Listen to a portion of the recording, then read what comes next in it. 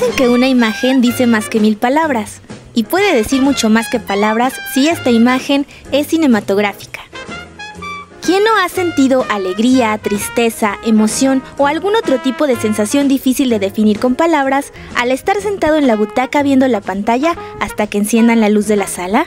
Porque hay películas que nos gustan y otras que no. ¿Cuál es el mérito que tiene un director o un actor para transmitir ciertas sensaciones, emociones y pensamientos en el espectador? Tal vez estas son preguntas que nunca tendrán una respuesta satisfactoria. Pero si algo se puede decir sobre la manera en que un filme nos comunica sus mensajes, es que el cine, antes que muchas otras cosas, es un lenguaje. Una serie de códigos que se han ido articulando, construyendo y transformando a lo largo de los años. Uno de los elementos más básicos en el lenguaje cinematográfico es el encuadre o plano.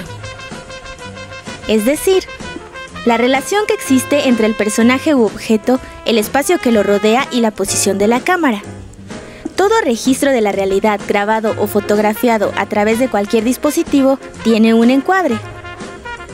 Pero ¿cuál es la diferencia entre un plano abierto y uno cerrado? ¿Qué función juega el encuadre en la construcción de una historia? Hoy hablaremos del encuadre que da nombre a nuestro programa, el close-up. El close-up o primer plano es un encuadre cerrado que muestra exclusivamente el rostro y los hombros hasta la parte alta del pecho.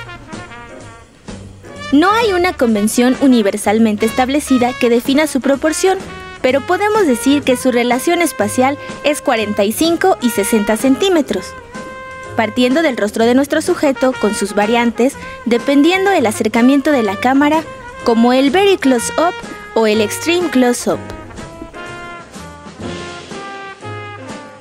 Considerado el plano expresivo por excelencia, entre sus funciones encontramos enfatizar los gestos del rostro, reflejar la intimidad y la realidad anímica del personaje, desencadenar sensaciones y efectos psicológicos profundos, así como acercar a los espectadores al argumento de la película a través de elementos expresivos de la puesta en escena como un gesto, una mueca o una simple mirada.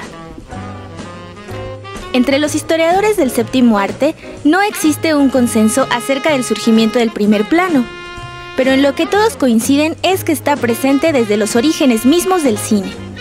Entre sus antecedentes encontramos el corto Fred Odd Sneeze, que se hizo para el kinetoscopio, una banda de película que avanzaba tras un visor individual frente a una bombilla eléctrica, creando la ilusión de movimiento inventado por Thomas Alva Edison a finales del siglo XIX y que inspiró a los hermanos Lumière a crear su famosa cámara de cine. Ya en el año de 1900, el inglés George Albert Smith revolucionaría el lenguaje cinematográfico al introducir por primera vez el cambio de plano. En Grandma's Reading Class, Smith hace el primer encuadre cerrado de la historia, pasando de un plano medio a un plano detalle, cuando el niño Willy recibe un lente con el cual puede ampliar las cosas que están en su casa. Otro antecedente del close-up lo encontramos en El hombre de la cabeza de goma, del gran Georges Méliès de 1901, donde el mago introduce un acercamiento de su cabeza para crear la ilusión de una cabeza que crece y crece y crece. Pero será David Griffith el primero en utilizar esta técnica con fines puramente dramáticos. En su película Broken Blossoms o Culpa Ajena de 1919, Griffith utiliza el close-up para añadir tensión a una escena. A partir de ahí, el primer plano se convertirá en uno de los encuadres más característicos del lenguaje cinematográfico, convirtiendo a esta técnica en un símbolo de estatus entre las estrellas de Hollywood desde la década de 1920 hasta la fecha. Here's Johnny. Un personaje puede mentirnos con las palabras, pero el buen director sabe que su trabajo consistirá en mostrar en imágenes esas verdades que oculta. Y entre sus armas más letales para lograrlo, siempre tendrá el close-up.